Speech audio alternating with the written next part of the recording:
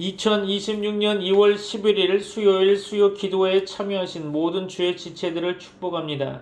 2026년은 목회 계획안에 따라 이사야서의 말씀을 모든 예배 가운데 묵상하고 있습니다.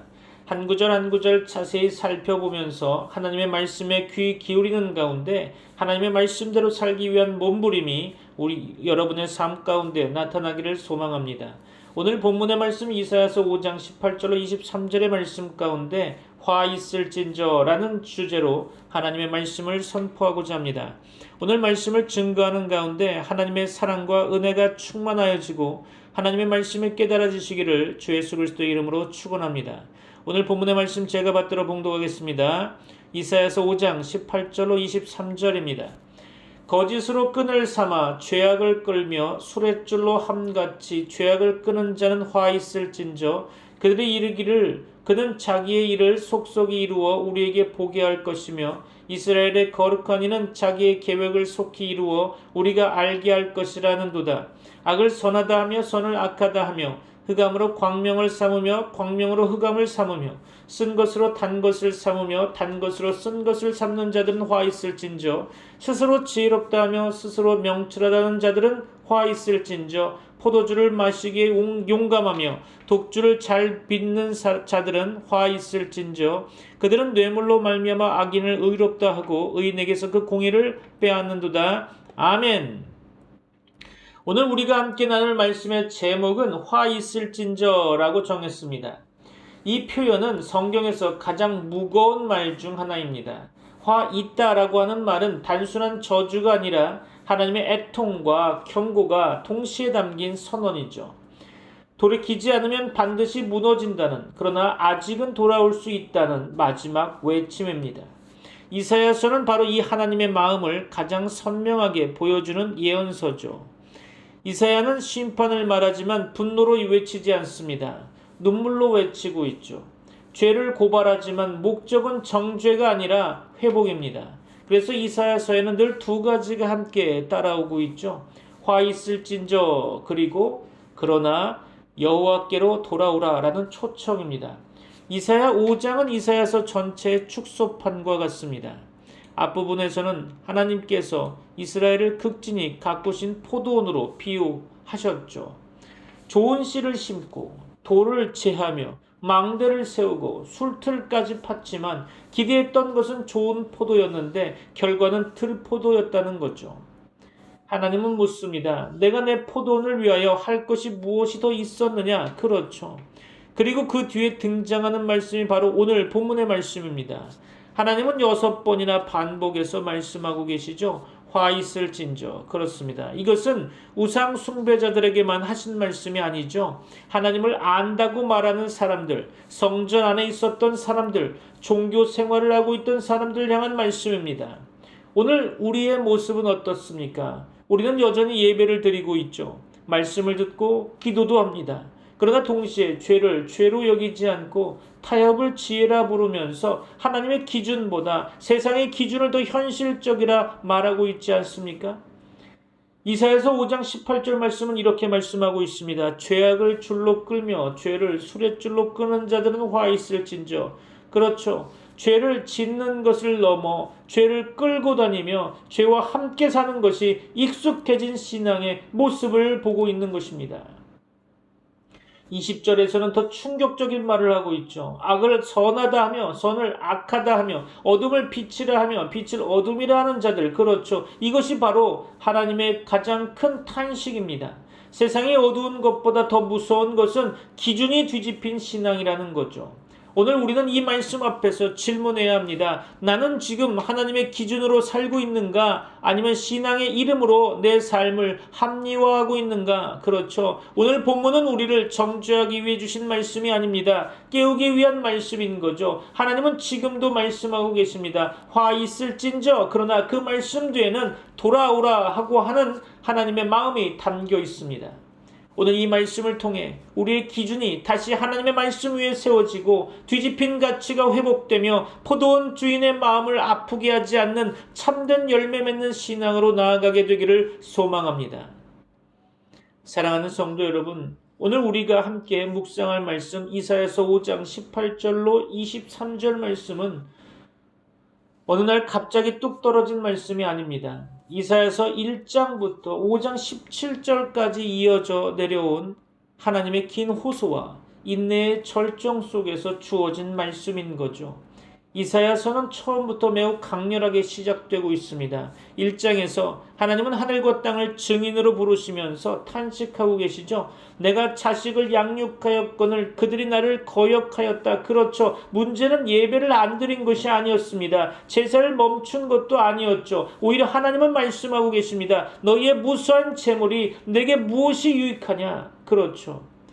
이사야서 1장은 우리에게 중요한 진리를 보여주고 있습니다. 형식은 있는데 관계가 무너진 신앙, 종교는 있는데 정의가 사라진 신앙, 입술은 하나님을 부르지만 삶은 하나님과 멀어진 상태, 이것이 하나님을 가장 아프게 하는 것입니다.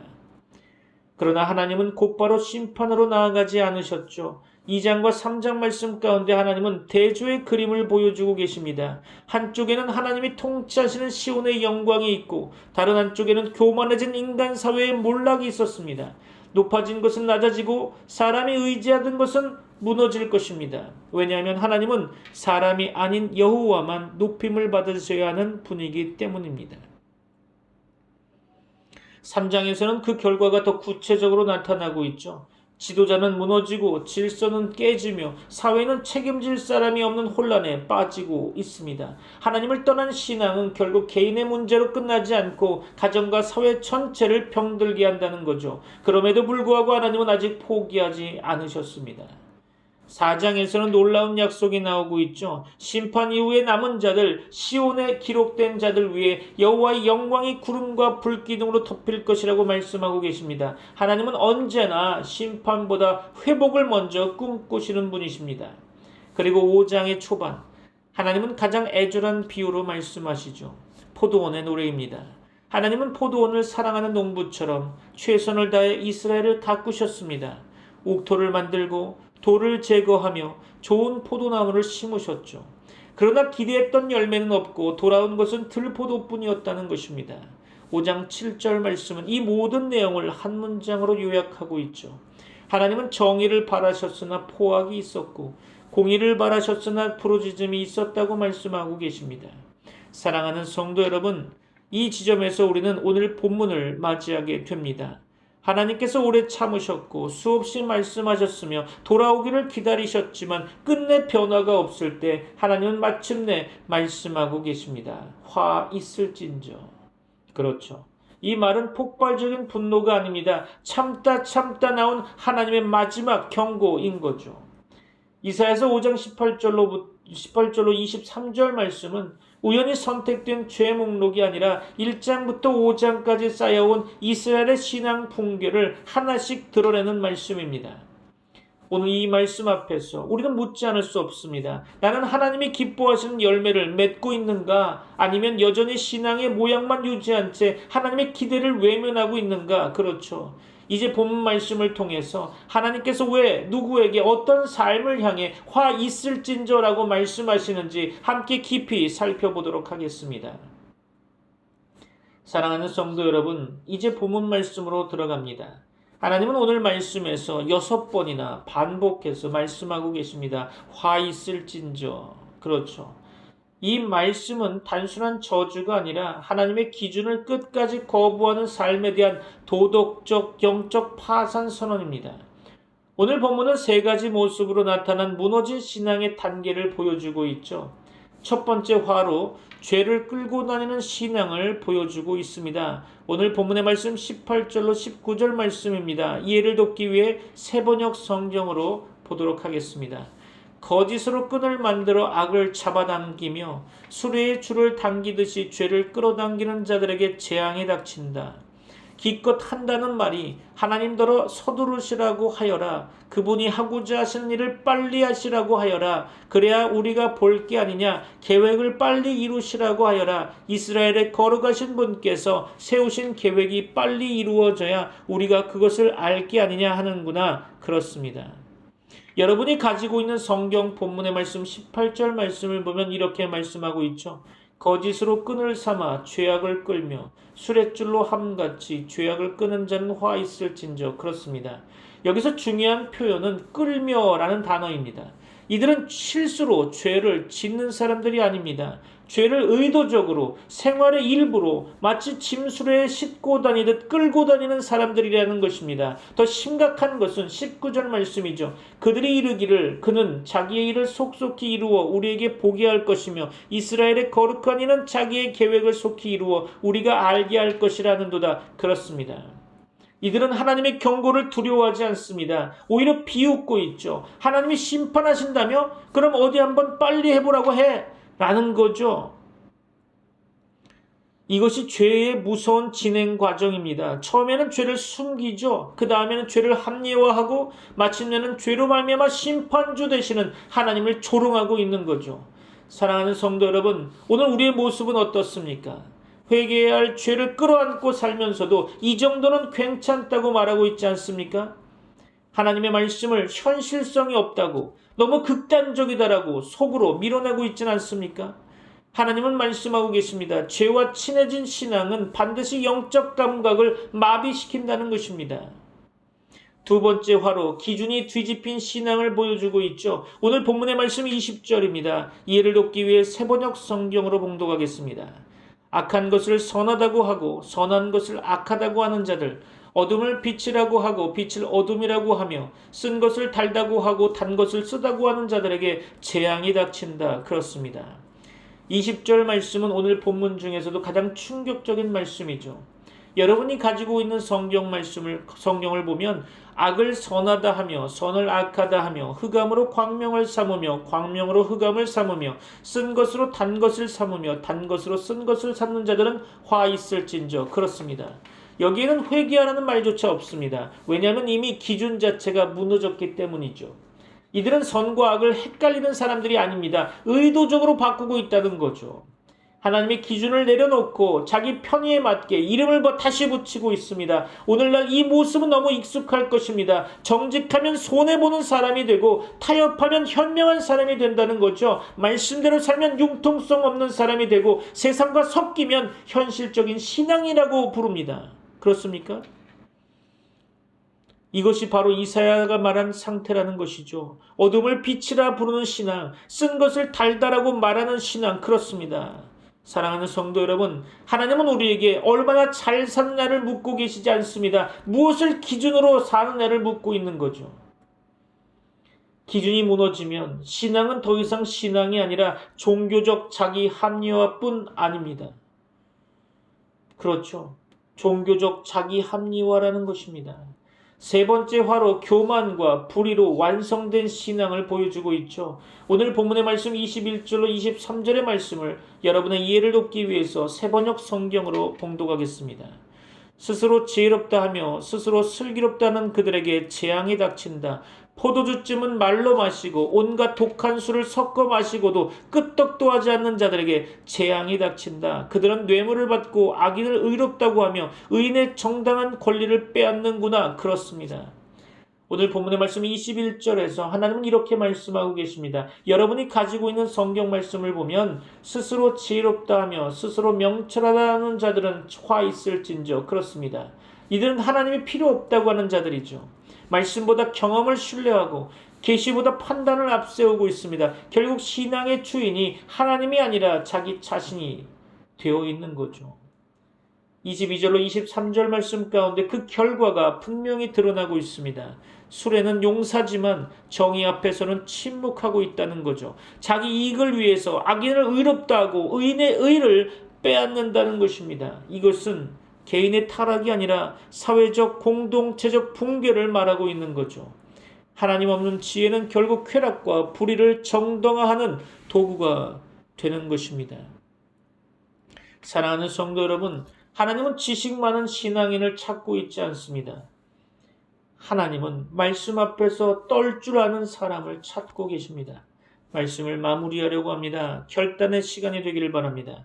오늘 본문의 말씀 이사야서 5장 18절로 23절의 말씀은 세상 사람들을 향한 말씀이 아닙니다. 포도원 안에 있던 사람들, 하나님을 안다고 말하던 사람들을 향한 말씀인 거죠. 그러나 그 말씀의 목적은 멸망이 아닙니다. 돌이킴이라는 거죠. 화 있을진저라는 이 선언은 아직 끝이 아니라 돌아올 수 있는 마지막 기회를 주고 있는 것입니다. 오늘 이 말씀 앞에서 우리의 죄를 내려놓고 기준을 다시 세우며 하나님의 지혜 앞에 겸손히 서는 참된 회복이 있기를 주 예수 그리스도의 이름으로 축원합니다. 사랑하는 성도 여러분, 오늘 우리는 이사야서 5장 말씀 앞에서 결코 가볍지 않은 하나님의 음성을 들었습니다. 화 있을진저, 그렇습니다. 이 말씀은 우리를 밀어내는 음성이 아니라 붙잡기 위해 부르시는 하나님의 음성임을 기억하시기 바랍니다. 하나님은 죄를 폭로하시지만 회개할 길을 막지 않으십니다. 오히려 죄를 정확히 드러내시는 이유는 돌이킬 수 있도록 하기 위함인 거죠. 오늘 우리는 본문을 통해서 세 가지 질문을 우리 앞에 보게 됩니다. 첫째, 우리는 죄를 끌고 살고 있지는 않은가? 숨기고 있는 죄, 합리화하고 있는 죄, 언젠가는 정리해야지 하면서도 여전히 함께 끌고 다니는 죄는 없는지 오늘 하나님 앞에서 정직하게 고백해야 할 것입니다. 둘째, 우리의 삶의 기준은 무엇인가 하는 것입니다. 하나님의 말씀이 기준입니까? 아니면 세상의 논리와 편의가 기준입니까? 말씀 앞에서는 침묵하고 현실 앞에서는 타협하는 삶을 우리는 너무 쉽게 지혜라고 부르고 있지 않습니까? 셋째로 우리는 누구의 지혜로 살고 있는가 하는 것입니다. 스스로 지혜롭다 여기며 하나님 없이도 충분하다고 느끼지는 않았는지, 말씀보다 경험을, 기도보다 계산을 더 신뢰하고 있지 않았는지 주님 앞에서 돌아보아야 할 것입니다. 사랑하는 성도 여러분, 회개는 실패의 고백이 아닙니다. 회개는 돌아올 수 있다는 증거인 거죠. 하나님은 이미 이사야서 1장에서 이렇게 말씀하고 계셨습니다. 너희 죄가 주홍 같을지라도 눈과 같이 희어질 것이요. 그렇습니다. 아직 끝난 것이 아닙니다. 오늘 이 자리에서 돌이키면 되는 것입니다. 죄를 내려놓고 기준을 다시 세우고 겸손히 하나님 앞에 무릎 꿇으면 되는 것입니다. 하나님은 지금도 좋은 포도를 기대하시는 농부이십니다. 들포도를 정죄하려고 부르시는 것이 아니라 다시 열매 맺게 하시기 위해 우리를 부르시는 것입니다. 사랑하는 성도 여러분, 오늘 이 시간 하나님 앞에 이렇게 고백할 수 있기를 바랍니다. 주님, 제가 기준이 되었습니다. 제가 지혜롭다고 여겼습니다. 그러나 이제 다시 주님의 말씀으로 돌아가고자 합니다. 아멘. 이 고백 위에 하나님의 용서와 회복이 임할 줄로 믿습니다. 이제 잠시 마음을 가다듬고 하나님 앞에 조용히 서는 시간을 갖겠습니다. 각자의 자리에서 주님께서 떠올리게 하시는 것을 피하지 말고 내려놓으시기 바랍니다. 화 있을진저라고 하는 이 심판의 말씀이 끝이 아니라 회개의 시작인 것을 기억하시기 바랍니다. 오늘 이 말씀이 우리의 삶을 다시 살리는 은혜의 선언이 되시기를 주 예수 그리스도 이름으로 축원합니다. 기도하겠습니다. 거룩하신 하나님 아버지, 오늘 이사의 말씀을 통해 우리의 삶과 신앙을 비추어 주심을 감사합니다. 주님, 우리는 종종 죄를 멀리하지 못하고 오히려 끌어안은 채 살아왔음을 고백합니다. 말씀 앞에서는 침묵하고 현실 앞에서는 타협하며 주님의 기준보다 우리의 기준을 앞세웠음을 용서하여 주옵소서. 악을 선하다고 어둠을 빛이라 부르며 스스로 지혜롭다 여겼던 교만을 이 시간 주님 앞에 내려놓습니다. 주님, 우리의 굳어진 마음을 깨뜨려 주시고 다시 말씀 앞에 떨 줄 아는 겸손한 심령을 회복시켜 주옵소서. 형식이 아닌 삶으로, 말이 아닌 열매로 주님을 기쁘시게 하는 신앙이 되게 하옵소서. 오늘 들은 화 있을진저의 말씀이 정죄의 음성이 아니라 우리를 살리시는 은혜의 부르심이 되게 하시고 이 말씀 앞에서 돌이킨 우리의 삶 위에 용서와 회복의 역사가 임하게 하여 주옵소서. 우리의 기준을 다시 세워주시고 우리의 길을 다시 주님께로 향하게 하시며 우리의 삶을 통해 하나님의 거룩하심이 드러나게 하여 주옵소서. 이 모든 말씀 우리의 죄를 대신 지시고 우리를 회복시키신 주 예수 그리스도의 이름으로 기도드립니다. 아멘. Holy Father, we come before you with humble hearts. Forgive us for the sins we have carried, for the standards we have lowered, and for the pride that trusted ourselves more than your word. Today we turn back to you. Restore our hearts, renew our minds, and help us live by your truth. May your warning become our grace, and your call lead us to repentance and life. We pray all this in the name of Jesus Christ, our Lord. Amen. 지금은 우리 주 예수 그리스도의 은혜와 하나님의 사랑과 성령님의 교통하심이 트리니티 미라클 교회 모든 권속들과 세계 교회 위에 이제부터 영원까지 함께 있을지어다. 아멘. 수고하고 무거운 짐진 자들아 내게로 오라 너희를 쉬게 하리라 내 멍에는 쉬고 내 짐은 가볍네 내 안에서 참된 평안 찾으리 내게로 오라 내게로 오라 너희의 모든 짐 내려놓으라 내가 너희를 쉬게 하리라 주님 안에 참 평안 있네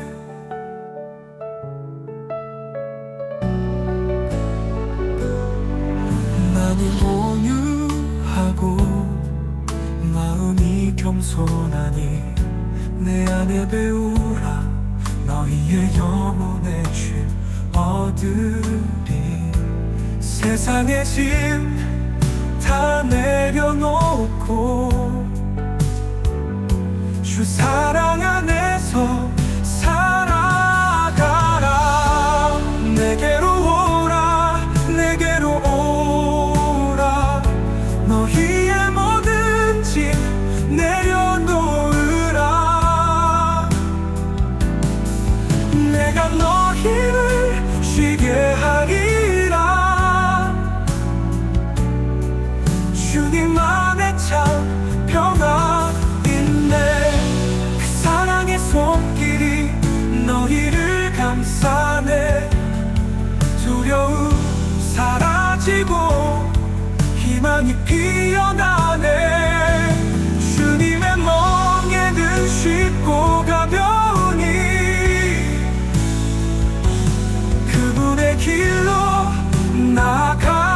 나가리라 내게로 오라 내게로 오라 너희의 모든 짐 내려놓으라 내가 너희를 쉬게 하리라 주님 안에 참 평안 있네 그 사랑의 손길이 너희를 감싸네 두려움 사라지고